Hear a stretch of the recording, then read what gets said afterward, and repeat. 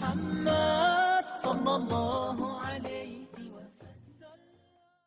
سلطان باہو رحمۃ اللہ علیہ تو پہلے ہی سے اعلیٰ مقام پہ پہنچ گئے ہوئے تھے. یہاں کچھ دن آپ نے قیام کیا تو حبیب اللہ قادری رحمۃ اللہ علیہ نے نوٹ کیا، آپ نے فرمایا کہ یہ میرے بس کی بات نہیں ہے، یہ تو بہت اعلیٰ مقام پہ پہنچا ہوا ہے، میں اس کی کیا تربیت کروں گا. تو آپ نے ایک دو امتحان لینے کے بعد آپ سمجھ گئے کہ بہت اعلیٰ مقام ہے. فرمان لگے تم میرے مرشد کے پاس دہلی چلے گئے، میرے مرشد کے پاس تم دہلی چلے گئے. تو دہلی میں ان کے مرشد کون تھے؟ سید عبد الرحمن گیلانی رحمۃ اللہ. تو شاہ حبیب اللہ قادری رحمۃ اللہ علیہ کے کہنے کے اوپر آپ ان کے پیر و مرشد سید عبد الرحمن گیلانی رحمۃ اللہ کے پاس چلے.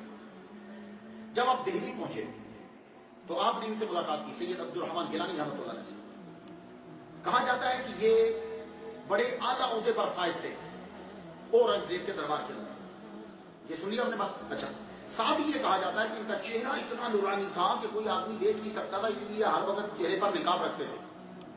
جو بھی لکھیں، میں یہ کہتا ہوں کہ عبد القادر گیلانی رحمۃ اللہ علیہ کہ چونکہ وہ بیٹے تھے اور سلطان باہو کو عبد القادر گیلانی رحمۃ اللہ علیہ سے بڑا پیار تھا، تو عبد القادر گیلانی رحمۃ اللہ علیہ سے محبت کی وجہ سے آپ دہلی پہنچے اور سید عبد الرحمن گیلانی رحمۃ اللہ سے جا کر ملاقات کی. آپ نے ان سے رہے، دہلی کی جامع مسجد کے اندر آپ نے نماز بھی ادا کی. اور کہتے ہیں کہ اورنگزیب جو ہے اس سے بھی آپ نے ملاقات کی، اور اورنگزیب کے لیے اورنگ شاہی جو ہے وہ رسالہ آپ نے لکھ دیا. اصل بات مرشد کے اوصاف بتلانے کے لیے آپ وہاں پہنچے. اب آپ نے مرشد کے بارے میں کیا کہا؟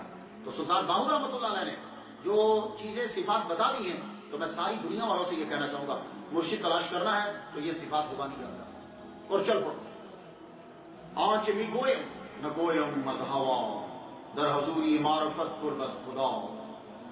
اب فرماتے ہیں جو میں کہہ رہا ہوں میں خود نہیں کہہ رہا، اپنی خواہش سے کہہ نہیں رہا.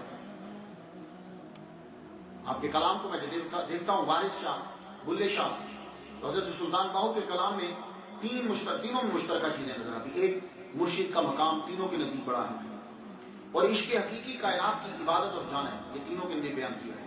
اور ملا کی جھکائی کی تینوں نے